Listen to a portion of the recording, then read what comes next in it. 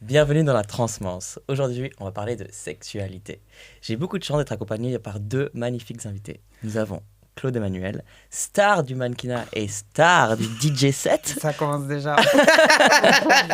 Et nous avons un abonné au podcast, Lou Trotillon, qui était déjà là la saison passée, star de l'humour, qui fait un spectacle incroyable sur les transidentités. Ouais, on adore. Hein. Merci beaucoup. Et je voulais vraiment vous remercier les deux d'avoir accepté de participer à la Transmance. C'est normal. Avec plaisir. On parle que comme ça pendant... Avec plaisir. Avec C'est sur la plaisir. sexualité. C'est la transmance, c'est la bromance, en personne trans, c'est la transmance. On va parler de plein de thèmes, mais avant de commencer, c'est important de comprendre une chose. On a le genre d'un côté et la sexualité de l'autre. Si tu captes pas ça pour le podcast, tu vas rien capter de la suite. Le genre, c'est vraiment qui tu es. Tu es soit un homme, soit une femme, soit une personne non binaire. Et de l'autre côté, la sexualité, c'est tes attirances, voilà, de qui tu es attiré, avec qui tu vas avoir des relations sexuelles ou affectives. On a capté ça, on peut continuer. Première question. Quelle est votre orientation sexuelle ? Oh waouh, ça commence. Ah, ça commence direct. So, I'm bisexual. Depuis pas très longtemps. Ça fait depuis 2021 que je me suis découverte bisexuelle. Ok. En fait, ça a déclenché un truc en moi. Du coup, ça a ouvert la porte des possibles avec beaucoup plus de monde. Ouais. Mais je me suis rendu compte qu'en fait, les biais relationnels se ressemblaient tout autant que cette superbe expérience sociale qui s'appelle l'hétérosexualité. Voilà, cette prison dorée Ouais. dans laquelle nous baignons. Ouais. Donc, il est vrai que malgré tout, j'essaie de privilégier les relations avec les personnes qui s'identifient comme des hommes parce que je les trouve la plupart du temps bêtes. On est Donc, dans la salle. Hein, Ouais, juste, oui, on est là. Ouais. Je sais. Et tout simplement parce qu'en fait, je sais d'où vont arriver les dingueries. Ouais. Donc, du coup, je suis Ouais. très avertie. Là où, bizarrement, quand on essaie de relationner avec des personnes de notre propre communauté, que ce soit des personnes trans ou alors que ce soit des personnes qui s'identifient comme faisant partie de la classe des femmes et qui sont dans une forme de lesbianité ou de bisexualité, là, je sais pas pourquoi, mais moi, ça me coûte beaucoup plus cher chez la psy. On va revenir là-dessus parce que c'est hyper intéressant. Et je D'accord. suis très d'accord avec toi. Lou, toi, tu te situes où par rapport à tout ça ? Je sais pas. Non, mais c'est vrai, j'en sais rien. Déjà, je suis un mec trans non binaire, donc ça veut dire que je suis assignée femme à la naissance. Je transitionne vers la masculinité, mais je me reconnais pas forcément dans la définition d'homme. Et à partir de là, quand tu dates des gens, peu importe leur genre, c'est vraiment compliqué de définir sa sexualité. Ouais. Du coup, je sais pas, c'est assez fluide, ça change. Donc, je pense que le mot, ce serait pansexuel. Ouais. Mais je sais pas, il est pas sexy comme Y a mot. pas- Je suis pas, enfin, il y a un truc. Mérou-sexuel. Mérou-sexuel. C'est très inquiétant, cela dit, mais pour les gens qui ne connaissent pas mon spectacle. Non, mais du coup, c'est vrai que je sais pas trop. Moi, je me considère comme PD. Mhm. Mais du coup, pour le coup, je vais encore plus embrouiller les auditeurs C'est et bien, auditrices. c'est bien. C'est que, pour le coup, je différencie le genre, donc c'est qui tu es. La sexualité, c'est qui tu aimes. Mais il y a aussi une culture et une identité PD. C'est-à-dire Mhm. que moi, je me considère comme PD. Et vraiment, je dis pas homosexuel, je dis PD parce qu'il y a un truc de masculinité féminine que Mhm. j'aime beaucoup. Toute la Mhm. culture PD me parle énormément. Mais je suis attirée aussi par des femmes, ça change pas. Ouais. Tant que la personne me considère comme un mec PD, Ouais, je m'en fous, tu vois, Ok. du genre de la personne. ok. Mais voilà, je sais pas trop comment me définir. Merci pour cette définition. Sans définition. Mais c'est quand même super intéressant. Ça montre Mm. bien que dans nos sexualités, il y a quand même une espèce de fluidité. Ouais, grave. Et avant de découvrir vraiment et de rentrer vraiment dans le spectre de nos transitudes, je pense que Ouais. c'est un truc qu'on réalisait pas forcément aussi. Pas du tout, ouais. Mais je voulais justement vous demander quel impact a eu votre transition sur votre orientation sexuelle ? S'il y a eu un impact. Eh bien, j'ai eu ma période tradwife. non, mais... En fait, ce qui s'est passé, c'est que j'ai rencontré le premier mec avec qui j'ai tout fait, que j'ai eu Ouais. ma première sexualité, que j'ai même failli épouser. Oh. Ouais, à un hôpital psychiatrique. Me demandez pas, je ne vous expliquerai pas. Mais tout ceci pour dire Rencontre que Ouais. assez Ouais, normale. voilà, oui. je pense que ça correspond à notre cheminement de vie. Mais quand bien même, je me suis dit, bon, meuf, t'es racisée. Là, tu te retrouves avec un gars, bon, il est bipolaire, mais c'est OK. Et en même temps, il y a tout. il a la maison, il te demande de venir vivre là-bas. Oh. Il y avait le chat, il y avait la voiture. La voiture. Oui, il y avait la voiture. Pardon, c'est ça qui me... Et la baignoire. Mais non, Si, il y avait la baignoire, je te jure. Et bien sûr, il y avait les ustensiles de cuisine. Bah oui. Voilà. Donc, du coup, moi, je vivais vraiment... Enfin, je m'enfermais dans ce truc où je me disais, non, mais tu peux pas espérer mieux dans la vie parce que vraiment, genre, une meuf trans en couple avec un mec cis, blanc. Et en plus de Ah oui, ça... on dit que blanc comme ça dans le blanc. Voilà, exactement. Et en plus de ça, ben, en fait, accepté quand même par sa famille, sans problématique d'argent. Enfin, il me demandait vraiment Parfait, d'être femme au foyer. Et, j'étais à 2 doigts de... T'avais quel âge là? On a été ensemble entre mes 25 ans et mes 28 ans. Ah ouais, quand même. Voilà. Ouais. Et bon, ça a fini par battre de l'aile parce que au fur et à mesure du temps, moi, j'ai commencé à être chafouinée pour des trucs de cinéma et compagnie.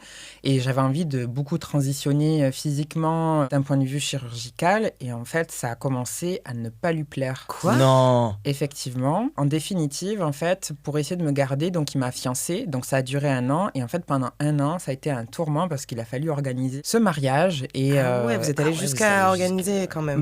j'ai organisé toute seule. Voilà, charge mentale. C'était vraiment trad wife. Et en fait, j'allais avec ma belle-mère essayer les robes de mariée et je me trouvais bricana.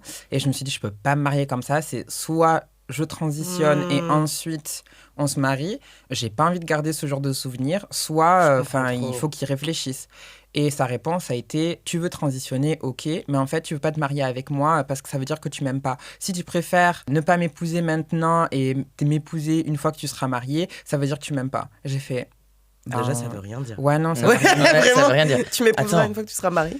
J'ai décidé de m'éloigner et Bah de ouais. juste arrêter la relation. Il a très mal pris, mais bon, voilà, on est resté très longtemps en contact. Ça m'arrivait des week-ends, d'aller chez lui et tout, il se passait rien, Ouais. nanana. Parce que lui, il voulait pas que tu sois perçue comme une femme par le reste de la société ou c'était Si, quoi si, ça? il était très OK avec ça, justement. Et it was giving very woke. Genre, j'ai découvert Twitch avec lui. Il écoutait le podcast de ce mec ultra woke, Hassan machin, je sais pas trop quoi. Je vois Pareil. pas. C'est... C'était un peu le Danny Eraz des États-Unis. Ok. D'accord, c'est une autre référence que j'ai Ok, pas. moi non Mais... plus. OK, d'accord. Bon, bref, je me perds. On va s'arrêter sur ça. Ok, ok. Lou, à toi. Lou, la question c'était est-ce que ta transition elle a eu un impact sur ton orientation sexuelle?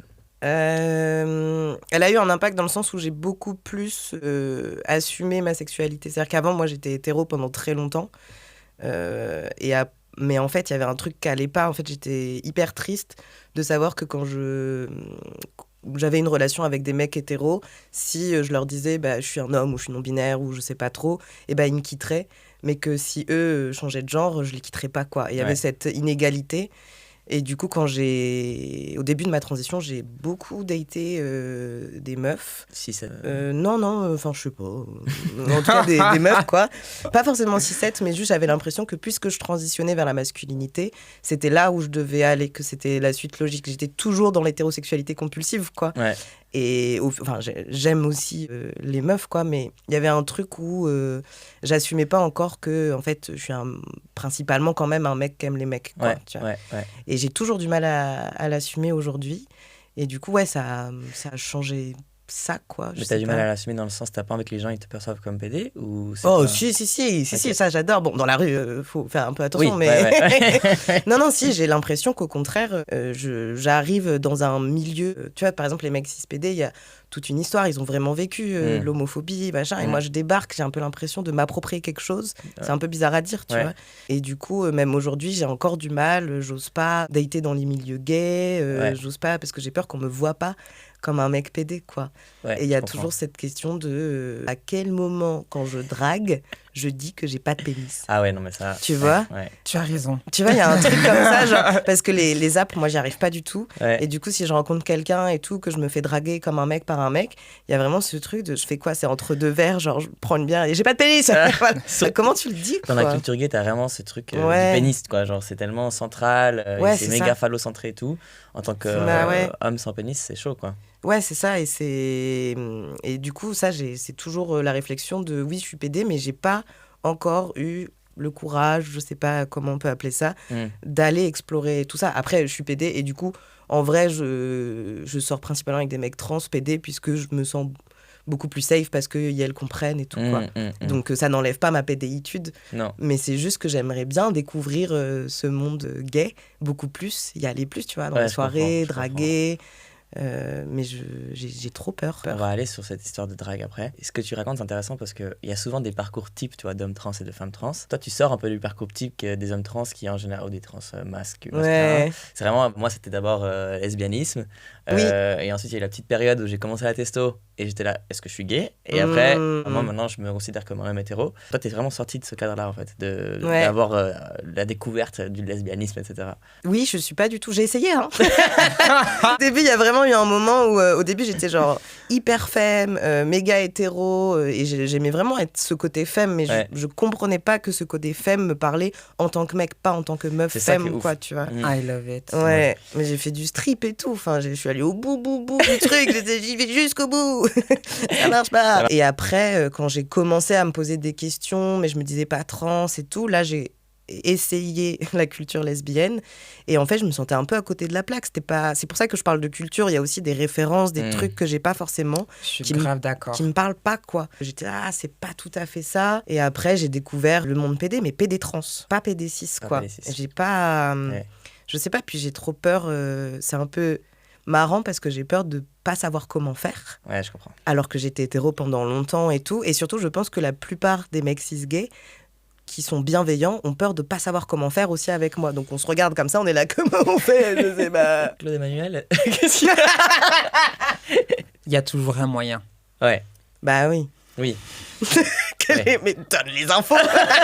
Et je sais que je saurais faire, mais il y a un peu un truc de... Une fois que De t'es dans le stress. lit, une Ouais. fois qu'il fait nuit, tous les chats sont gris. C'est tout ce que j'ai à dire. On dirait un poème. Si on parle de manière genre concrète et un peu crue, Ouais. on peut? Oui, bien sûr. Oui. Ok. Oui. J'attends que ça. Ce qui me bloque, c'est que, je suis timide.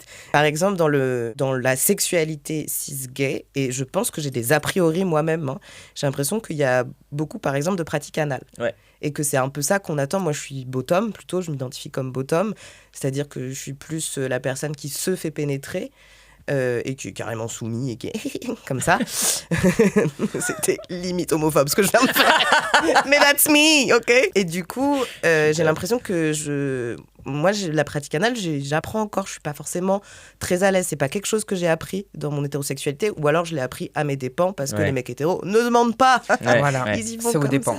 ça. Ouais. Et du coup, je serais plus en mode pénétration, même si je déteste ce terme vaginal, je sais Ouais. pas comment on dit. Ouais. Et est-ce que les mecs cis-gays sont OK avec ça? Enfin, tu vois, est-ce que... En fait, là, il y a tout un ouais. truc de comment est-ce que je peux leur dire, bah moi, je Il faut préfère demander. ça. Il faut briser la glace au bout d'un moment. Il faut. Ouais. En fait, c'est quoi tes pratiques? C'est quoi mes pratiques? Ouais, Est-ce qu'on peut genre trouver un terrain d'entente? Et écoute, il y a toujours un terrain d'entente. Pareil, moi, quand je sortais avec des personnes trans, ma phobie, c'était vraiment de peg quelqu'un. Ouais, Et je puis comprends. finalement, en fait, j'ai découvert avec un mec trans des strap-on. Ouais. Eh ben, écoute, Mais ouais. meilleur outil de l'histoire de la planète.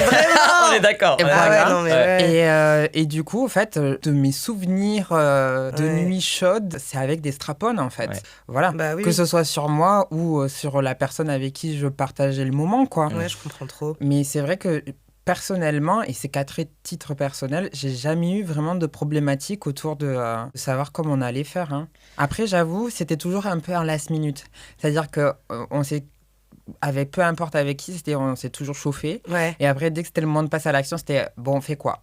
Et donc, Ah ouais. moi, je garde la tête très froide, très psychorigide. Je dis, on fait ça, ça, ça, ça, ou on fait ça, ça, ça, ça, ou on fait ça, Ah ça, ouais, ça, mais ça. moi, j'arrive pas, tu vois. Ah Ouais. oui, ça peut être pas mal. Et puis finalement, Ouais. une demi-heure après, une heure après, c'est embarqué dans la... Mais vous pensez Bah que ouais. le fait qu'on soit trans et qu'on ait transitionné, qu'on a eu l'expérience du genre et tout, Ouais. peut-être ça démystifie toutes ces choses sexuelles. Oui.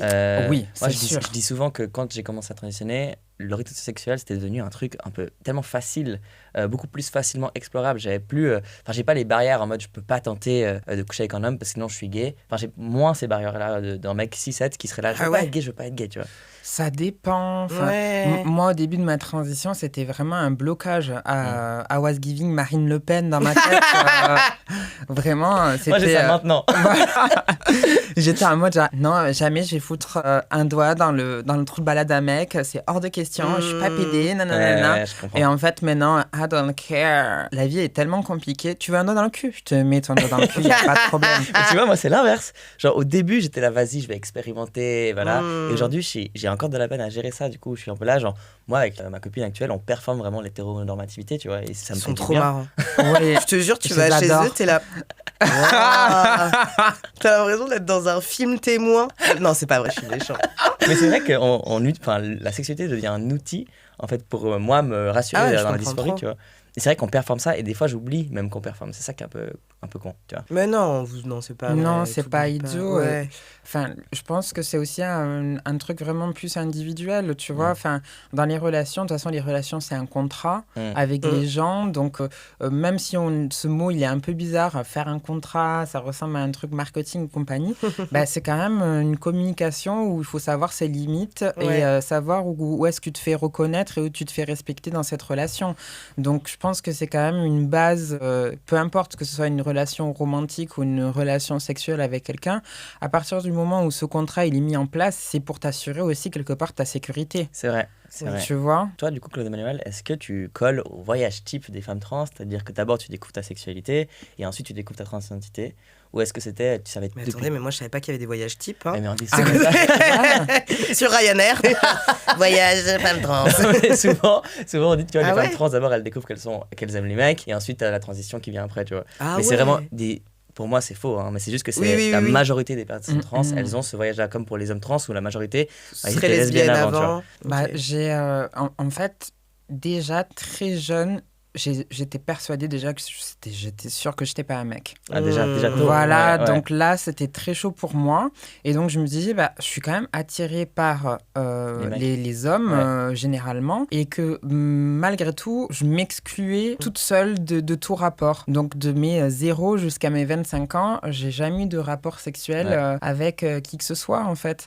Et je me l'interdisais. En fait, c'était moi qui m'interdisais Mais pourquoi d'avoir. Ben parce que je me sentais hors du cadre Ouais, je comprends de la trop. classe femme ou de la classe homme. Ouais. Je pense que j'ai vécu une forme de binarité vraiment entre ma préadolescence et jusqu'à que j'arrive à mes Ouais. 25 ans. J'étais Mm. ce qu'on appelle à l'époque androgyne. Et donc, du coup, pour moi, il y avait un truc où c'était... Bah, tu pouvais pas goûter à ce fruit défendu si tu étais dans ce prisme-là. Je comprends. Bon, it was back then. C'était entre deux... Oui. Le moment où je chafouignais, c'est quand moi j'avais 20 ans, donc c'était entre 2010 et 2015, Ouais, quoi. ouais. Et après, une fois que j'ai rencontré mon ex-fiancé, bah écoute, là, ça a été un peu compliqué pendant 6 mois. Moi, j'étais terrorisée, lui était en mode genre tranquille, prends mon temps. Ouais. Et puis finalement, un soir, ça s'est fait. Mais ouais. Et puis j'ai commencé à avoir une sexualité. Et puis maintenant, oui, il y a un ombrage. Tu t'es jamais vraiment identifié à la culture gay. Ben en fait, je rentrais pas dans les codes gays Non, parce ouais. que ben, j'étais très femme déjà. Je rentrais pas dans les standards de beauté des gay, cis gays. ouais. J'étais très grosse. Je faisais 170 kilos. J'ai toujours eu un visage très féminin. J'étais pas du tout le premier Ouais, choix. Ouais. J'étais pas du tout le premier choix des hommes hommes cis cis gays, gays, quoi. ouais. Par contre, j'étais un peu leur FAP. J'étais déjà un peu leur fille APD, quoi. Ah oui. Voilà. Je m'expliquais, je Donc, sais pas ce que c'est. les... Bienvenue, Bienvenue. petite hétérosexuelle. Bah, les FAP, c'est les filles APD, c'est-à-dire que c'est généralement Ah. des meufs cis qui traînent avec les mecs gays, principalement cis. Et donc, du coup, en fait, ça s'est encore plus switché quand j'ai commencé ma transition. Il y avait un espèce de fantasme chez mes potes gays à dire, ouais, on peut jouer le faux couple hétéro et tout. Et moi, j'étais en mode genre, bah. Et donc, du coup, ouais, il y avait toute cette complexité-là. Donc, je n'y goûtais Ouais. tout simplement pas, quoi. Ok. Je sais pas si vous vous souvenez de la polémique qu'il y avait eu un peu intracommunautaire par rapport à ces définitions de transgouine, transpédé. Oh, Et est-ce que... pardon. Moi, là, t'as dit polémique intracommunautaire. J'étais là, oh, ça va. En vrai, c'était Ouais. assez intense parce que moi, j'étais Ouais. en train de dire... Enfin, moi, j'ai souvent eu le discours de dire un homme trans qui sort avec un homme, c'est une relation gay. Oui. Mhm. Et je dis ça parce que, bah... Alors, il y a des complexités et tout, mais en fait, quand on parle à l'extérieur, il faut être clair, j'ai l'impression, tu vois. Il faut dire, bah voilà, si moi je sortais avec un homme, je serais dans une relation homosexuelle. Si toi tu sortais avec une femme, tu serais dans une relation lesbienne. Exact. Vous êtes d'accord avec ça? Oui, enfin, dans les faits, oui. C'est-à-dire que si je vis la relation sur le moment et que, ça s'officialise, je vais prendre une terminologie qui ressemble à ce que le couple ressemble socialement, tu vois. Matérialiste. Mais dans ce cas-là, je vais pas non plus oublier ma bisexualité derrière, tu vois. Sûr. Mais pour l'instant, la relation, si demain je devais relationner exclusivement, par exemple, avec une meuf, qu'elle soit cis ou trans, effectivement, j'appellerais ça du lesbianisme. Ouais. Ou alors je jouerais sur les mots, je dirais transbienne, truc, voilà. C'est trop intéressant. Attends, moi je comprends même pas la polémique. En gros, c'était beaucoup Océan qui avait pris. ouais. Parce qu'en fait, c'est ce que vous n'avez pas les deux, parce que vous n'avez pas votre attache à la culture lesbienne ou à la culture gay. Et en fait, par exemple, moi, j'ai eu une grande attache à la culture lesbienne, vu que j'ai vécu en tant que lesbienne de 14 à 20 ans.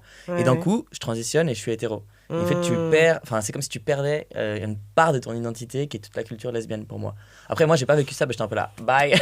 Oui, toi, ça t'allait, mais. Est-ce que ça, c'était pas plutôt une confrontation finalement transphobe de nos propres milieux gays et lesbiens, à savoir que à chaque fois qu'on entend des histoires, enfin du moins moi de mon point de vue de meuf trans, à chaque fois que j'entends des histoires sur des mecs trans, j'entends des dingueries dans les relations de meufs lesbiennes où elles se comportent comme des vieux mecs cis et compagnie, mais il leur arrive jamais rien. Mais à partir du moment où tu transitionnes et que t'es un mec trans, alors là il faut le cancel, c'est un violence, et je pense que ça c'est vraiment il y a un truc de transphobie internalisée derrière, quoi. Alors que le comportement, genre, si tu as un comportement de merde dans ta sexualité, qu'elle soit lesbienne, gay, hétéro, quoi que ce soit, mais tu as un comportement de merde. C'est pas parce que tu fais partie du groupe LGBT que tu es protégé, que tu as un truc qui te protège au-dessus de ta tête. Si tu es problématique, point. Clairement. Mais c'est ça, et moi j'ai vraiment découvert la transphobie liée à la transmasculinité, qui est de dire, puisque tu deviens un homme, puisque tu es sous testostérone, du coup tu es problématique, tu deviens toxique, comme si dans la petite ampoule qu'on prend toutes les 2 semaines, il y a un truc qui te fait dire on peut plus rien dire. Enfin, c'est absurde. The substance, quoi. C'est ça. Vraiment. Et vraiment, il y a des trucs où, ça m'est pas arrivé à moi, mais à pas mal de gens qui ont transitionné, donc de transmasculine, à chaque fois que Yael disait des limites ou était un peu en colère, mais de manière compréhensible, il y avait un truc, non mais là tu étais agressif. Voilà. Parce qu'on a 3 poils. Oui. Tu vois, il y avait un truc comme ça. Parce que les gens, ils ont tendance à normaliser les comportements des hommes à la testostérone. Enfin, vraiment oui, c'est ça, grave, de dire, ça c'est la testo. Ça c'est la testo, blablabla. Machin. Mais on parle des hormones. Toi, la testo, est-ce que tu sens que ça a modifié, par exemple, ton rapport au sexe, ta libido? Ah bah ouais, j'ai beaucoup plus de libido depuis. Après, les antidépresseurs sont arrivés, donc testo plus antidép, bon voilà. Mais oui, ça a changé. Déjà, je me sens mieux dans mon corps. Ouais. Donc ça, forcément, ça aide à se sentir beaucoup plus haute, d'avoir envie de ken. Ouais. Oui, la libido et les orgasmes sont tellement bien. Ah ouais, t'as une modification dans les orgasmes. Ah ouais. Ok. C'est trop bien. Et toi, le stro, t'as senti un impact? Ok, il n'y a que moi qui ai cette expérience. Am I crazy? Là, j'ai juste un rêve, c'est juste d'être aromantique et asexuel. Ah ouais? C'est mon rêve absolu.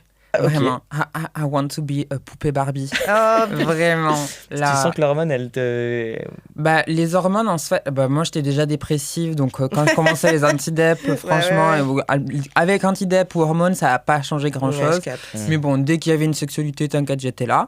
et ouais, non, c'est juste le rapport aux autres, en fait, en consommant, en essayant, en fait, au bout d'un moment, il y a une espèce de fatigue. Ouais. Et là, j'ai juste un souhait, c'est que vraiment il y a un truc qui me tombe dessus pour arrêter tout ça, quoi. Ouais, je comprends. Et c'est bizarre parce que j'essaie en ce moment et bizarrement dans ma vie ça se passe beaucoup mieux professionnellement depuis que je suis plus dans cet esprit de dating absolu, quoi. Ouais. Voilà. Ouais. Même si j'aime bien un peu séduire.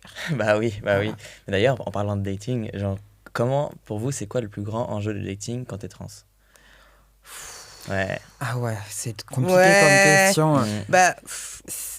Moi, le dating, ça a toujours été compliqué. Enfin, notamment le dating. Moi, quand j'étais hétéro, en tant que meuf, j'avais capté comment draguer les mecs. C'était facile, quoi. Bon, les mecs sont faciles. Ouais, franchement, c'est là.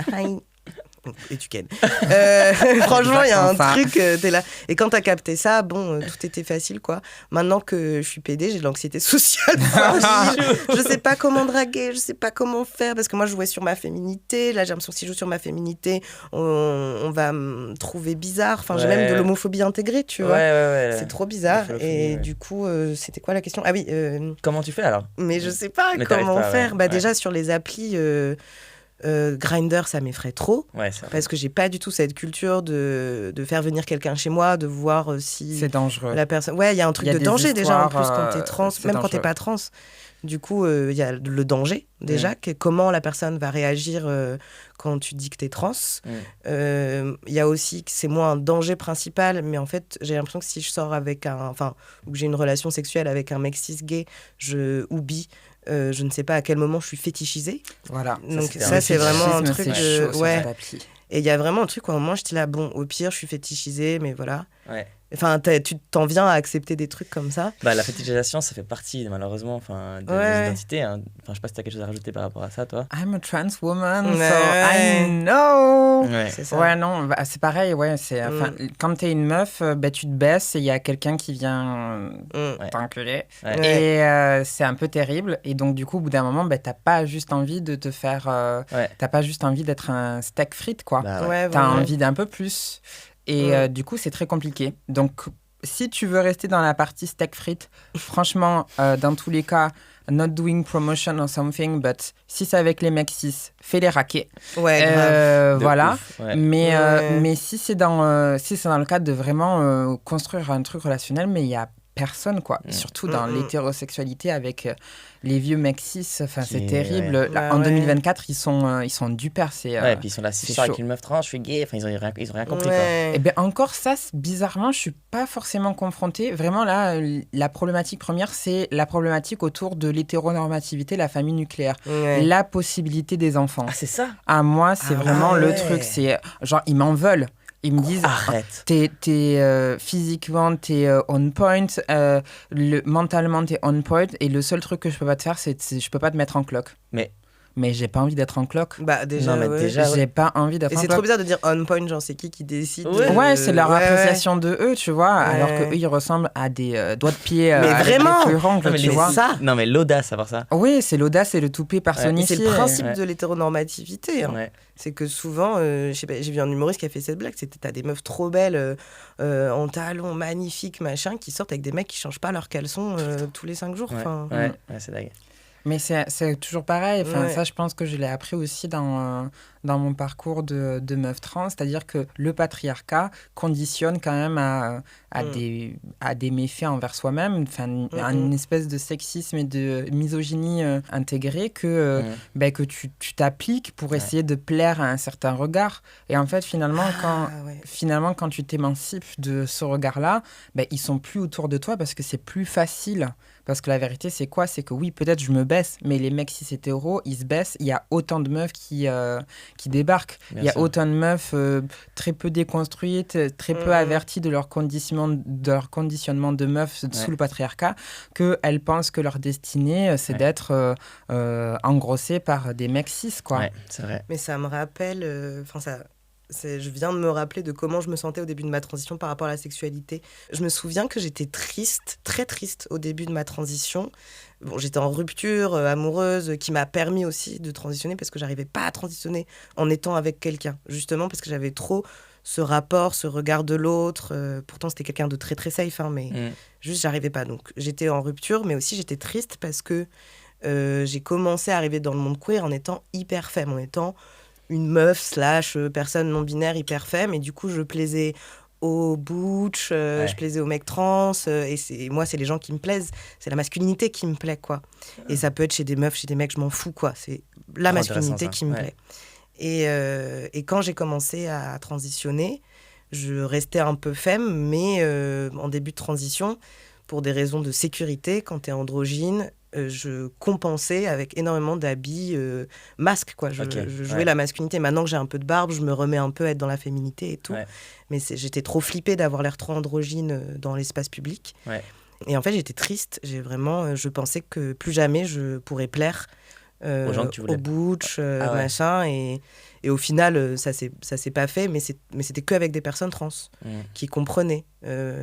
Ouais. Ouais, j'ai cru que j'allais perdre une part de ma sexualité qui était... Genre, j'adore les relations butch-femme. J'ai l'impression que j'y ai plus accès, quoi. Ça a duré combien de temps? Ça a duré bien 1 an. Ouais, j'étais vraiment... j'ai eu l'impression de faire un deuil d'une partie de ma sexualité. Et honnêtement, je ne l'ai pas retrouvé après. Mais par contre, j'ai découvert vraiment le monde PD et ça m'a fait du bien. Ça me fait voir un autre rapport que j'aime beaucoup. Tu as découvert les relations T40, en fait, c'est ça qui... Ouais, T14, ouais, personne trans à personne trans. Ouais. Mais il y a un truc chelou, c'est que j'ai envie de découvrir la sexualité avec les mecs cis, bi ou gay, parce que j'ai l'impression que ça va me valider. Bah, je comprends chelou. tellement. Non, mais attends. Ouais. Mais alors que je suis Attends. PD, j'ai pas besoin de plus de validation. Ouais, non, mais même Enfin, moi tu vois. qui suis vraiment hétéro et tout, Ouais. le moment où les hommes gays ont commencé à me draguer, au Ouais. début, j'étais là, j'ai atteint Mais oui, genre, tu le vois. summum de la Je comprends. masculinité. Ouais. Maintenant, quand on me drague, quand un mec gay me drague, je me sens féminisé. Je suis un peu là, ah, mais qu'est-ce qui a donné l'impression que je suis gay et je me sens pas bien parce que j'ai des issues avec ça. D'accord, ok, je Mais à comprends. l'époque, j'étais là, je suis l'homme, parce qu'il n'y a rien de plus masculin et homme qu'un mec gay qui veut coucher avec un autre Mais mec ça, gay, c'est tu vois. trop, mais j'ai l'impression. Mais ça, on est l'inverse en vrai des mecs cis hétéros. Oui, C'est ouais. que moi, j'ai l'impression aussi que je serais plus validée en tant qu'homme si je baise avec un mec, quoi. Ouais. Et on fait, mais Parce que c'est enfin, tu oui. vois. Mais c'est absurde en Non, soi. je comprends l'expérience, vraiment. Il y a... Franchement, il faut essayer. Ouais. Il faut Ouais, essayer pour se rendre compte qu'en fait, it's just bullshit. Mais oui, je me doute. Mais que ce soit gay ou Ouais. hétéro, à partir Mm. du moment où c'est un mec cis, c'est bullshit. Mais ouais. Mais je comprends le besoin de validation. Je me rends compte que j'ai tellement aussi d'homophobie internalisée, tu vois. Bah oui, Genre, mais normal. Une violence. Genre, justement, là, Mm. quand on me prend pour un homme gay, j'ai de la peine à genre pas le voir négativement, alors que je ne devrais pas, tu vois. Mais dans ma tête, je suis un peu là. Comme si ça remettait en question ton identité d'homme. Bah, j'ai l'impression d'être trop féminin, en fait, du coup. Parce que, Ah. tu vois, je me dis, les gens. Ça te crée de la dysphorie. Ça me crée de la dysphorie, ouais. Alors que j'ai bien conscience qu'il y a des hommes gays qui sont masculins. Mais dans ma tête, corporellement, Ouais. tu vois, j'arrive pas à l'intégrer, c'est chaud. Ça m'est arrivé de coucher avec une meuf cis bi et ça m'a créé de la dysphorie parce qu'elle attendait de moi une relation sexuelle de type hétéronormatif. Mm. Et du coup, genre, je me suis retrouvée en missionnaire sur elle et j'étais là, c'est pas du tout ma place. Ah, je c'est la savais dysphorie pas quoi inversée, faire. genre. t'as la- Oui, moi j'ai un peu, c'est Ah. ça qui est chiant dans la Ouais. non-binarité.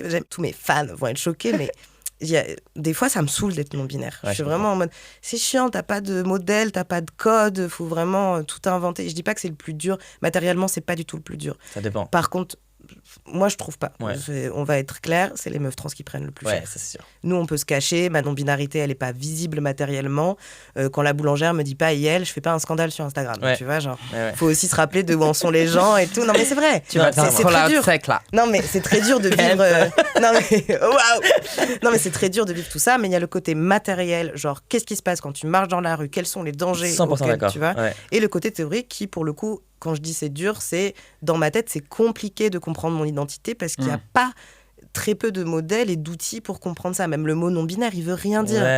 Donc voilà, mais c'est le seul mot que j'ai. Et du coup, oui, j'ai de la dysphorie. J'ai de la dysphorie quand je mets un strap-on, par exemple. Ah ouais? Ouais, mais j'ai de la dysphorie aussi quand on me considère trop comme une meuf. J'ai besoin Ouais. d'être dans un entre-deux Ouais. constant. Et c'est là où je me sens le mieux. Et du coup, quand on attend de moi une performance d'un homme hétéro, Ouais. je disais, mais vraiment, je la touchais à peine. Et t'es là, ah, comme ça. Et j'étais là, t'as pas besoin de simuler avec moi. Enfin, j'ai envie qu'on soit connectés. J'ai envie. Ouais. Puis aussi, je suis bottom, quoi. Ouais. C'est quoi un mec hétéro bottom? Est-ce que ça existe? Waouh. Est-ce que tu vois? Et en fait, Oui, j'ai ça pas. existe. Mais je sais que ça existe, mais j'en ai daté 1000, tu vois. Moi, dans l'hétérosexualité, j'étais top, hein. Lol. Je les détruisais, c'était trop bien. Mais c'était pas ma sexualité, c'était pour me protéger Je que comprends. j'étais dans ce rôle de domination. Je comprends. Mais justement, est-ce que Ouais. vous avez des moyens que vous utilisez pour justement avoir des relations sexuelles où vous n'êtes pas dysphorique, où ça se passe bien? Moi, je sais que Mhm. tu te parlais du strap-on avant. Moi, maintenant, c'est très difficile. Enfin, ça commence à s'améliorer, mais pour moi, c'est difficile d'avoir des relations sexuelles sans strap-on. Ouais, je comprends. Vraiment, je dois faire un travail sur moi-même pour Ah, me dire, baby. ok, c'est Ouais. bon. Parce que moi, sinon, je suis méga dysphorique. Ouais, je comprends. Après, avec la testo, comme j'ai une modification des parties génitales, Ouais. bah, ça m'aide beaucoup. Ou maintenant, Mhm. aujourd'hui, j'ai vraiment eu un gros déclic. Et du coup, je suis un peu Bah là. oui. Bravo. Et du coup, je suis un peu là, genre, c'est différent que ce que j'avais Ouais. avant et ça m'aide. Mais franchement, c'est difficile pour moi de me séparer de mon strap-on en fait. Ouais, mais je comprends. Moi, si le strap-on est rose à paillettes, j'ai pas de dysphorie. Non, mais c'est trop chiant. Tellement spécifique. Mais oui, c'est hyper spécifique. En fait, si c'est un strap-on si c'est un strap-on trop réaliste, je sais pas, c'est pas moi, quoi. Mais si c'est rose à paillettes, Je suis tellement... j'aurais cette réaction. Je pensais que C'est quand ton anniversaire? Il va recevoir 50 je strap-on. veux trop, offrez-moi ça. Et Ouais. ce qui aide aussi, c'est... Putain, c'est horrible. C'est vraiment des trucs de mec 6-7, en fait. Mais c'est les noms que je lui donne. Oh. Tu vois, par exemple, si genre mon partenaire dit que je bande et pas que je mouille, Ouais, et ben ça m'aide. Du coup, j'ai vraiment l'impression d'être un mec pédé, quoi. ouais, je comprends. Tu vois. Je comprends. En fait, c'est les mots que tu utilises. C'est hyper important, ça. Ouais, voilà, les mots Ouais. que tu utilises et ça, tu le vois avec Ouais. ton ou tes partenaires. Voilà, moi, c'est ça qui m'aide. Toi, Claude Emmanuel, t'as des Ouais. moyens. Est-ce que t'as de la dysphorie déjà ou... Ah oui, Ouais. j'ai de la dysphorie. Ok. Je pense qu'un des premiers mécanismes que je mets en place, c'est d'avoir des relations où il fait le plus nuit possible les premières fois. Ça me rassure. Je comprends. Je comprends, ouais. Ouais. Et en fait, c'est soit ça passe, soit ça casse. Ça dépend de comment la personne va commencer à me toucher. Soit d'un coup, ça va me dégoûter, Ouais. soit ça va comprends partir. tellement. Enfin, ça dépend des endroits où on me touche. Genre, un mec cis qui arrive et qui me secoue les seins comme ça, je suis en mode genre, mais tu joues à Lego ou quoi? Ah non, mais ça, c'est... Ça me dégoûte. Et je suis en mode genre, arrête fais ça, ça. ça me dégoûte. Enfin, T'as dit quoi? J'ai dit, je fais fais ça. genre, Tu as sais, réussi ta transition. en fait, je sais pas, le côté bleu-bleu. Ah oui, mais en fait, c'est presque désexualisant. Mais de faire des trucs même, comme ça. ou alors devant le miroir, il me soulève les fesses et il regarde les fesses qui font bleu bleu bleu et je suis en mode genre C'est quoi leur problème? ouais non j'en sais rien mais bon bref mais et les endroits où ça me rend un peu plus érogène c'est genre quand il touche la taille Ouais, quand il ouais, touche ouais. l'os de la hanche Je les comprends trop. clavicules enfin Ouais. des trucs qui sont un peu moins premier degré tu vois Oui, comprends, grave. ouais. et en fait, dès que tu sens que la personne elle est moins premier degré sur les trucs qui l'intéressent, tu sais que ça va beaucoup mieux se passer ok. Ou bizarrement. juste la personne te demande, quoi. Moi, c'est genre, Bah, elle te dit c'est ok. c'est Voilà, ok, généralement tu- le consentement c'est vraiment le primordial avec moi. Enfin, si tu me parles pas pendant les rapports, on va pas s'entendre Ah, c'est clair. longtemps. Ouais. Mais Voilà. ouais. Moi, par contre, j'aime bien vraiment qu'on passe du temps sur mes cicatrices, bizarrement. Ah, c'est vrai que ça c'est Ouais. un délire aussi. C'est un je sais pas, I genre là, like les it cicatrices too. de ma Ah mec. ouais, moi j'ai ouais. jamais... Non, Mais t'as pas de cicatrices, toi? non. En On se fait. fait pas du palpé roulé sur les. Non, mais... moi j'adore le J'adore palpé. ça. Ouais, Ah ouais, je pareil. trouve ça hyper sensuel de. Moi, je suis très très fière d'avoir des cicatrices. Ah, mais moi, franchement, quand à la base, je devais Ouais. avoir des doubles cicatrices, Ouais, j'étais content, genre. Je voulais, Ouais, parce je que comprends identitairement, trop. tu vois, c'est... exactement. ça met la barre. Mm. Après, voilà, il m'a dit Péri, j'ai fait Péri. Mais moi, c'est Mm. encore une zone trop bizarre. En fait, je je crois que mon comprends. corps, il est pas encore habitué à pas avoir Ouais. de sein, alors que ça fait 3 ans. Et du coup, par exemple, si ma copine, elle pose sa tête là, je vais faire... Enfin, Je tu sais, comprends la trop. douleur que tu peux avoir avec les seins, tu vois, quand Ouais. on touche tes seins ou on se presse dessus, Mm. là, je la ressens encore. T'as des boobs Ah fantômes. oui. Ouais, j'ai des bouffes fantômes. Genre, c'est trop bizarre. Ouais. Moi non, moi je me lève le matin, je me touche les seins, je suis contente. Ah bah ouais, Ouais, je comprends, je comprends. c'est génial le sein. L'érotisme de mon torse, c'est a changé depuis, tu vois. Bah oui, de Ou à ouf. l'époque, c'était comme toi, maman, on touchait pas. Enfin, c'est pas, je disais même pas qu'on touchait pas parce que j'avais pas la conscience que tu as le droit de dire ce que tu kiffes ou ce que tu kiffes pas. Et les Parce que- tétons maintenant. Mais Bah. maintenant, j'adore. Ah, C'est j'adore. ça qui est trop Mais bizarre. moi, j'ai pas trop de relation. Ils sont même pas connectés à mes nerfs. J'adore. Je sais pas. C'est pas connecté. Ben non, Il ils les a ont pas enlevé, reconnectés. mais ça- C'est si, juste si, le mais kink. ça se remet pas Ah, pas toujours encore. complètement. Toi, c'est pas, tu sens pas. Genre, il y en a un, oui, l'autre non. Enfin bon, Ok, bref. ouais, mais ouais, même ouais. les tétons sont non binaires, c'est trop chiant. Ouais, toi, tu ressens les tétons. Moi j'adore les tétons. Je pratique, pas tous les jours, mais je pratique le BDSM. Donc, il y a une pratique sexuelle que j'aime beaucoup parce que tu parles énormément avant de baiser. Il y a des questionnaires, hein. Il y a des questionnaires de ce que t'aimes, hard limit. Enfin, Mais ça, pour la t'as plusieurs sexualité queer, degrés c'est ouf. de. Mais tu peux même le faire si tu fais pas du BDSM. Moi, je trouve ça hyper intéressant parce que tu parles de plein de trucs. Et en fait, le consentement est beaucoup plus complexe. Mm. C'est vraiment un spectre. C'est pas juste oui, non. C'est oui à fond, oui peut-être. J'essayerai bien une fois. Non, mais si la personne aime bien et que je veux lui faire plaisir, why not? Et hard no, genre absolument pas, jamais, peu importe les conditions. Et du coup, ça m'a vraiment appris plein de trucs sur le consentement. Et avant, j'étais plutôt du côté dominant dans l'hétérosexualité. Et je me suis réapproprié l'aspect de la soumission avec lequel j'avais du mal. Parce que quand t'es une meuf, on te met... Enfin, en tout cas, j'étais perçue comme une meuf. Et on te met souvent, genre, soumission est égale à t'es une salope et machin. Mhm. Et puis toi, t'as même probablement, statistiquement, vécu des agressions où t'étais dans la soumission. Et du coup, tu culpabilises de fantasmer sur des Mhm. trucs de soumission et ça m'a grave réappris ça. Et du coup, par rapport à la dysphorie, moi, je sais que la soumission me fait énormément de bien, par exemple, parce que je m'oublie déjà. Ouais. T'es un peu genre ailleurs. Et je sais pas, j'ai l'impression vraiment d'être un petit PD, quoi. Ouais. Moi, je connais pas vraiment le BDSM, hein, mais Mm. j'ai l'impression que ça donne un cadre aussi au niveau du consentement Ouais. qui peut vraiment aider les personnes trans parce que, comme on parlait avant, justement, Ouais. des endroits que tu peux pas toucher ou que tu peux toucher. Mais aussi, moi, je me rends compte que peut-être ça pourrait m'aider à être certain de la façon dont l'autre me perçoit. Oui. Je m'explique. C'est qu'avant de transitionner, moi, les orgasmes, ça n'existait pas. J'en avais pas, enfin, tout seul, bien sûr, hein, mais Ouais, je en capte. relation, j'arrivais pas à avoir du plaisir réel parce qu'en fait, j'avais l'impression que la personne en face, enfin, j'avais pas l'impression, c'était le cas, me percevait comme une femme. Le moment où la personne en face me percevait comme un homme, là, sexuellement, c'était ouf. Enfin, j'ai réussi à avoir mon premier orgasme, tu vois. Je Et peut-être comprends que trop. le BDSM ou vraiment le consentement pourrait aider à mettre ces cadres-là. Je sais pas, en fait. Bah oui, puisque dans le BDSM, tu parles. Enfin, il y a même plus de genre, en fait. C'est qui fait quoi, qui commande. En fait, le bottom commande, hein, sachez-le, dans le BDSM. Dans la vie. Les tops font genre Je- dans dans la la vie, mais aussi Je de. commence à me rendre compte qu'en fait, Ouais. peut-être que je fais du BDSM très Mais souvent. en fait, le BDSM, ça commence à rien, quoi. Enfin, c'est très, très large, en fait. Et aussi, ce qui est cool, c'est que c'est pas du tout, ou voire rarement, basé sur le génital. C'est ça Magnifique. qui aide beaucoup, en fait. C'est-à-dire que moi, bon, vraiment, je vais dans des trucs très perso, mais c'est des choses qui me passionnent parce que je trouve les humains trop marrants avec la sexualité, quoi. Mais je peux passer des heures à juste, on me tape sur les fesses. Ouais. Et pour moi, j'ai ken, quoi. Ouais. Parce qu'il y a le Incroyable. jeu qui va Ouais. avec et tout. Et ça n'implique pas le génital, ce qui peut aider énormément les personnes trans, en fait, puisque tu te rends compte que la sexualité n'a pas à être génitale, forcément. Est-ce que pour vous, il faut dégénitaliser la sexualité? Oui. Bah ouais. Oui, Ouais. En Ouais, fait, de ouf. tu peux pas complètement l'oublier, mais au moins ne pas centrer absolument tout sur Exactement. ça. Ouais. Mais je disais aussi plus dans les attirances. Parce que sexuellement, enfin, Ah bah ça, malheureusement, on est dans une société Mm. conditionnée, et c'est vrai qu'une des premières questions, par exemple aux parties génitales, c'est est-ce que tu as un trou ou est-ce Ouais. que tu as, Ouais. est-ce que t'as un pénis? Ah, moi, je vais pas dans ce trou, je Ouais. vais dans l'autre. Nanana. Franchement, moi, sur ce genre de personnes, je m'attarde pas. Ouais. Bah C'est-à-dire oui. que c'est ton problème, c'est ta problématique, c'est pas la mienne. Non, mais Genre, c'est très va bien, travailler ça. sur ça Ouais. pour... Ouais. Voilà.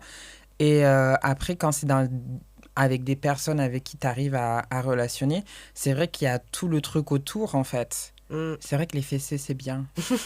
Mais il y a plein de trucs. Mais tu sais, c'est vraiment difficile. Moi, dans mon spectacle, je parle de la pratique du BDSM et tout. J'en parle vraiment. Genre, c'est pas graphique, c'est surtout des blagues et tout. Mais je sais que j'ai pris beaucoup de temps à en parler. Et même là, en parlant dans le podcast, moi, ce qui me fait chier, c'est que quand une personne trans, moi, on me le renvoie beaucoup, parle de BDSM, les gens me disent ah bah voilà, Bah les voilà, trans ils sont ouais, pervers, ouais. les trans machin. Et je suis là. En fait, c'est deux choses séparées Ouais, qui n'ont ouais. rien à voir. Juste, il s'avère que ça m'a aidé dans ma transidentité. Ouais. Mais c'est plutôt l'inverse. Mais tout simplement, on en parle parce Oui. que eux, peut-être qu'ils se gatekeep, mais parce qu'en fait, ils sont terrorisés Ouais. Bien d'avouer en public leurs désirs les plus profonds. Et il les Ouais. refoule. Et ils les refoulent. Enfin, Il y a une tendance dans l'hétérosexualité, dans l'hétéronormativité qui s'appelle le slow sex. Ils ont dû inventer un terme pour expliquer le slow sex. C'est quand tu parles à la personne pendant que tu kennes, Oh my God. que tu lui demandes si ça va et que l'orgasme n'est pas rigoles. le principe. Donc ça s'appelle juste le sexe lesbien ou queer, quoi. Ouais. Et ils ont inventé ce concept du slow sex. avec de l'anglicisme. Je trouve ça ouf que ça devienne une tendance Mm. maintenant dans l'hétérosexualité. Et pareil, il y avait un mec humoriste qui demandait sur scène qui pense qu'il est bon au lit. Et moi, j'applaudissais à chaque fois. Il me disait, mais comment tu sais? Je dis, bah, je demande. Je parle à la personne. À partir du moment où tu demandes ce que la personne veut et qu'il y a une bonne connexion, t'es bon au lit. Tu vois, C'est pas un truc de Oui, mais ça, performance. pour nous, c'est la base. tu Ouais, vois. ouais. Genre, ayant eu une sexualité lesbienne longtemps et tout, c'est la Ouais, base. Genre, tu parles. Mais parles. eux parler, c'est genre, ça enlève le sexy. Vous êtes les deux des personnes trans et publiques. Et on sait en général que vous êtes trans. Toi, t'en parles énormément dans c'est ton spectacle, quoi. Oui, c'est dans ma bio Instagram. Ouais. quoi. Enfin, Toi, t'en parles un peu moins, mais. Moi, je les mets plus dans ma bio Instagram, mais Ah. tout le monde est au Tout le courant. monde est au courant, ouais. Ouais. Et quelle relation vous avez avec votre transidentité et le fait que ce soit public? il y a plusieurs aspects déjà. Si on parle de dater, c'est différent. Si on parle des questions qu'on a, des haters, enfin bon, il y a plein. Ça change vraiment Ouais. ta vie, quoi. Ouais. Tu peux plus. Là, par exemple, demain, bon, alors ça ressortira plus tard, mais Ouais. demain, je vais faire Montreux. Ouais. C'est un truc qui a beaucoup de visibilité dans le milieu du stand-up et de Ouais. l'humour. Je suis très fière. Par contre, c'est fini. Je ne pourrai plus jamais passer pour un mec cis Non. Enfin, tu vois, il y a un truc où quand tu passes dans le mainstream en défendant quelque chose de la transidentité... Bon, c'était déjà... Oui, c'était déjà le cas, mais là, j'étais... C'est un autre palier. Je reste plutôt connue quand même dans les milieux plutôt woke. Là, ça va changer et c'est vrai que je me suis posé la question et j'ai un peu peur. Mais là, on parle de sexualité. Ouais. Et c'est vrai que j'ai pas envie d'avoir l'air d'avoir un ego surdimensionné. C'est juste que le milieu queer est très petit. Sûr. Et du coup, quand tu te mets sur les applications de rencontres, j'ai pas envie qu'on me reconnaisse. J'aimerais bien vivre ma sexualité tranquillement. Mais en fait, c'est pas possible. J'ai aussi peur d'avoir un pouvoir sur les gens parce qu'il y a beaucoup de personnes trans ou non-binaires en début de transition qui me voient comme un modèle et je trouve ça chouette. Pour moi, ça me concerne pas. Je représente quelque chose de beaucoup plus grand que moi. Donc, c'est pas moi, ma personne, c'est ce que je représente. Et en fait, je pense que quand tu représentes quelque chose d'important pour quelqu'un, t'as une position de pouvoir. Du coup, comment gérer ça ? J'ai peur de me faire cancel parce que ça va très vite, tu vois. Mais par contre, dans le monde cis-gay, je suis moins connue. Donc, c'est aussi pour ça que j'aimerais bien je comprends. Découvrir ça. Mais ouais, c'est un peu compliqué, quoi. Toi, Claude Emmanuel, c'est quoi ta relation avec ça ? Moi, en ce moment, je découvre le contre-no du pretty privilège et du cis-passing. C'est-à-dire que les gens me fantasment des relations que je n'ai pas. Une des premières choses que quand quelqu'un m'approche, et quand c'est en fait en vérité c'est que c'est très très rare que je me fasse DM, et en fait quand une personne m'approche me dit mais en fait tu as un listing qui est derrière toi. Alors qu'en fait, pas du tout. Ouais, un listing. Ah, genre comme si t'avais... Ouais, comme si en fait, on me courait derrière en fait. Alors que pas du tout. Genre les gens projettent un truc de... Genre t'es tellement... j'en sais rien du tout. Impressionnante, un truc comme ça. Voilà, il y a un truc d'impressionnante où il y a un truc, maintenant, elle fait des trucs de mannequinat ou machin. Et donc du coup, même que ce soit... Peu importe, que ce soit les mecs cis, gays, les mecs cis, les lesbiennes et compagnie. Enfin, dans tous les cas, c'est souvent qu'on me dit que en fait, je suis trop demandée. Okay. Genre inatteignable. Mais même pas. Moi, je me sens pas inatteignable. Mais je parle avec tout le monde. Mais par contre, les gens me voient comme... Genre, on me dit, toi, il faut que tu dates aux États-Unis. Je dis, mais qu'est-ce que ça veut dire, dater aux États-Unis, quoi. C'est loin, il y a un océan. Et puis non, en ce moment, non. Pas trop. Non, j'ai pas du tout envie. Mais ouais, il y a ce truc où, finalement, c'est moi qui dois quand même initier maintenant... être à la charge de dire à une personne qu'elle me plaît. Que t'es intéressé. Voilà. Ouais. Mais la question, c'était aussi... moi, je sais que des fois, je peux souffrir un petit peu de ça en ayant la perception ou l'idée, ou plutôt, je pense que j'ai raison, que les gens me voient comme un homme trans, tu vois. Oui. Et pas comme un homme. Je suis trans, je suis très fier de l'être, il n'y a pas de doute là-dessus, mais c'est juste que... Ça te réduit à ça, quoi. Ça me réduit à ça, et aussi, la plupart des gens, ils n'ont pas une vision positive de la transidentité. Ça, c'est vrai, ce truc de... Je le découvre de plus en plus. En fait, ça correspond aux actualités. Bizarrement, c'était beaucoup plus facile de dater avant qu'il y ait cette période avec la montée du fascisme. Franchement, j'avais beaucoup moins de problèmes à dater que depuis l'arrivée des politiques et vraiment de cette... De cette arme à droite qu'ils ont d'utiliser les parcours trans et les personnes trans comme une arme pour créer de la panique morale. Du coup, les gens, ils ont extrêmement peur de venir vers nous. À la place, qu'est-ce qu'ils font ? Ils font... T'es courageux. Ça c'est horrible. Et ça, c'est ce que j'allais dire. J'ai l'impression que les gens me disent souvent t'es beau, machin. Et je suis contente, tu vois, parce que je découvre que je suis beau. Mais non, c'est vrai. Parce que oui, tu es beau. Mais oui, mais j'ai pris du temps avant de le capter, quoi. Et c'est vraiment un truc dans mon personnage de scène. Je jouais pas du tout là-dessus. Et j'ai capté que certaines personnes me trouvaient beau, étaient un peu intéressées dans le public. Et en fait, j'aime bien jouer là-dessus. Mais en même temps, on vient pas me draguer. C'est comme si on me sexualisait pas jusqu'au bout. C'est un peu étrange ce que je dis, mais tu vois. On a souvent l'impression que les personnes trans, on va être moins aimé, moins désiré que les autres. Et moi, je sais que dans ces moments-là, des fois, j'ai toujours je me réfugie dans la fétichisation. Ouais, je comprends. Ce qui est, pas forcément sain, on va se dire. Mais je me dis, il y aura toujours... Bon, pour mon cas, c'est souvent des meufs cis, monstres féministes qui détestent les hommes, qui vont toujours kiffer les hommes trans, tu vois. Ouais. Et je me dis, ok, il y a au moins ces personnes qui vont m'aimer, ce qui est un peu triste. Je sais pas si ça vous est déjà arrivé de vous réfugier là-dedans. Oui, mais en fait, j'ai lu un livre incroyable qui s'appelle « Désirer à tout prix » de Talma Defa. Incroyable, ce livre. Et ça m'a changé. En fait, ce moment-là où le bouquin il est sorti et où j'ai lu le bouquin, ça m'a fait switcher dans ma tête. Incroyable. Et ce truc de validation relationnelle, je ne l'ai plus eu. La seule validation qui est importante à mes yeux, c'est mes ultra proches, ma famille choisie. J'adore. Et du coup, j'ai pas... justement, les fétichistes, leur donner accès à moi, c'est perdre cette bataille de me reconnaître moi-même, en fait. C'est que mon truc personnel, bien sûr. Ouais. Mais par rapport à ce bouquin-là, qui est écrit d'ailleurs par un frère à nous, et ça m'a donné des clés de compréhension sur des choses où j'étais traumatisée, qui m'empêchaient de dormir, qui m'empêchaient de me... Même cette peur de me dire, bon, la solitude, c'est trop chiant et tout. Et puis maintenant, l'embrasser sans avoir une crainte de quoi que ce soit. Trop fort.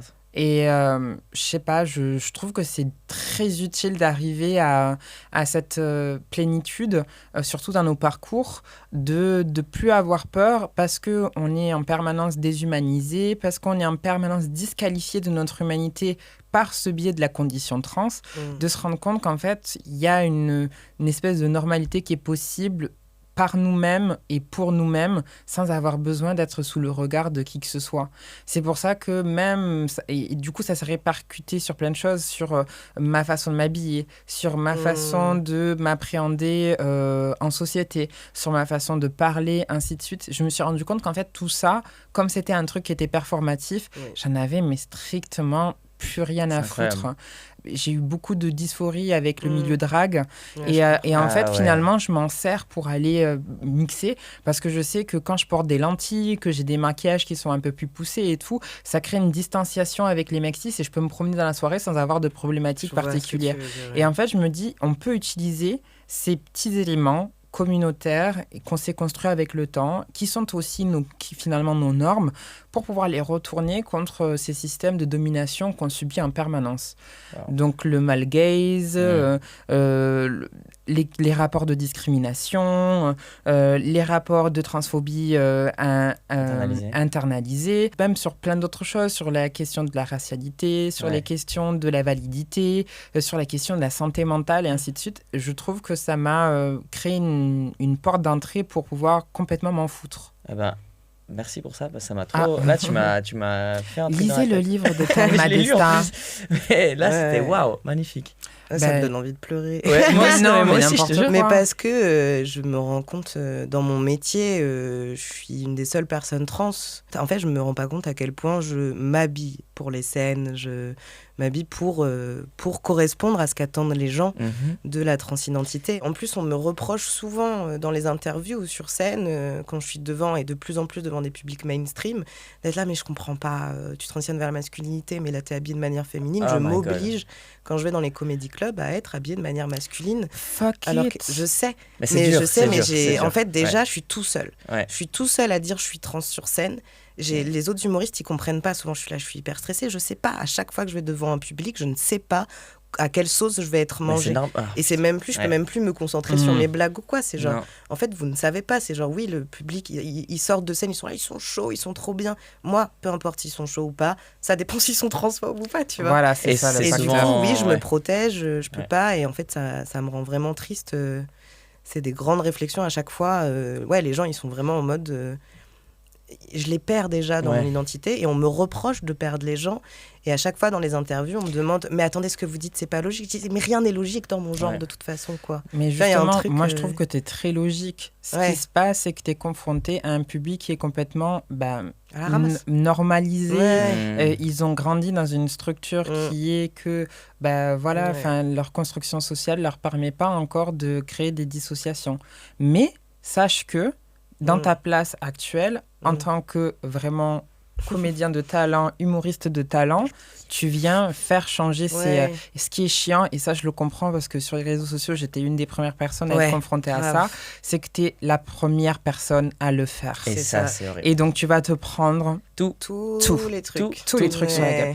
Et malheureusement, il faut que tu en discutes avec des personnes qui l'ont déjà vécu. Parce que même les amis les plus proches, moi par exemple, mes maxi potes, quand je leur parle des trucs d'influence et tout, elles ne comprennent rien. C'est un monde trop bizarre. Je suis obligée d'en parler avec des gens, même qui ne sont pas trans machin, de pouvoir m'en exprimer. Et c'est un peu tragique, mais je pense que ça fait partie aussi de la complexité de notre humanité. C'est qu'il y a des trucs qui ne sont pas accessibles tant qu'on ne les a pas vécus.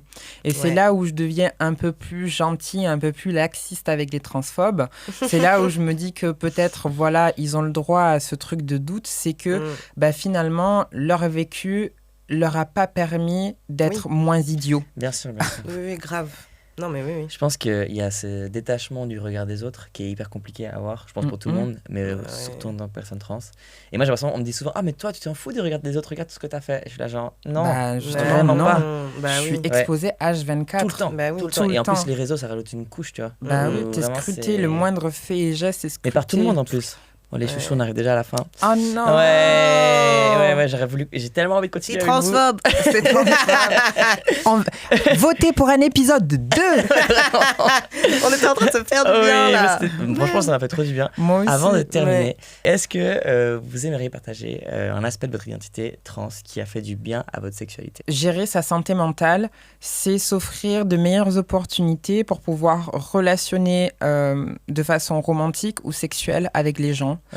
Ça permet de pallier à ses PTSD et à analyser ses traumatismes pour pouvoir se relâcher dans ces moments-là où on peut être un peu en urgence ou en alerte et finalement peut-être s'offrir cette opportunité d'être plus présente sur le moment présent avec la personne et moins contraint de son identité ou de sa sexualité en tant que personne trans. Magnifique. Très bien dit. Moi, le truc qui m'a fait du bien, c'est que il y a très peu de modèles, que ce soit même porno ou quoi, hein, quand tu cherches des modèles de comment ken en dehors de l'hétéronormativité. On a tous fait ça. Ouais, vraiment, on va là, trans, tous trans, plus de trans. Et tu te retrouves sur des trucs fétichistes et t'es là, non, pas fétichistes. Ça marche pas. Et ce que je voulais dire, c'est que du coup, quand j'ai commencé à ken avec des gens, mais même quand je me considérais comme meuf et que je commençais à ken avec des meufs et tout, j'avais l'impression de devoir apprendre et inventer les gestes qu'on faisait puisqu'on ne voulait pas faire les gestes. Et en fait, ça crée beaucoup de rire. Parce que c'est maladroit, c'est machin. Et en fait, au début, j'étais hyper stressée de la maladresse dans le sexe. Et maintenant, j'adore. Parce qu'en fait, rire pendant le cul, s'arrêter, prendre... Mais attends, mais des fois, on fait des trucs où, tu sais, on s'insulte ou quoi, et puis l'insulte, elle est trop drôle. Et je fais, mais comment ça, je suis une petite fleur des champs, enfin, c'est trop bizarre. Et du coup, on s'arrête, on rigole. Et vraiment intégrer le rire dans le sexe, genre pas en faire forcément à un moment, genre oui, on peut être sérieux, intense et tout, mais des fois c'est drôle, ton corps il fait un bruit bizarre, tu fais une position, tu te prends un truc, t'es là, bon, on va faire une pause. Voilà, le rire vraiment dans la sexualité, c'est ça que ça m'a apporté, et l'apprentissage de... en fait, il n'y a pas de modèle de ken. Moi, ça me saoulait dans l'hétérosexualité, c'était un peu la même mélodie. On se voit en spéciaux, préliminaire, missionnaire, levrette. Enfin, vraiment... Et j'en avais marre de ça. Et dans le sexe queer et avec ma transition, et encore qui change constamment, bah, tu réapprends tout le temps ce que t'aimes et ce que l'autre aime. Et du coup, la maladresse et le rire, ça fait trop du bien dans le cul. Je pense que la transition, ça permet aussi une certaine... Enfin, tu décomplexes, quoi. Oui, c'est ça. Et moi, je dois dire que je suis très content d'avoir vécu cette expérience de transition. Et aujourd'hui, j'ai du sexe comme j'en avais jamais eu avant. Oui, on adore ça. Merci beaucoup d'avoir participé à Transmance. J'espère vous revoir bientôt dedans. Et nous, on se retrouve la semaine prochaine pour un nouvel épisode. Rire, c'est politique. C'est vrai.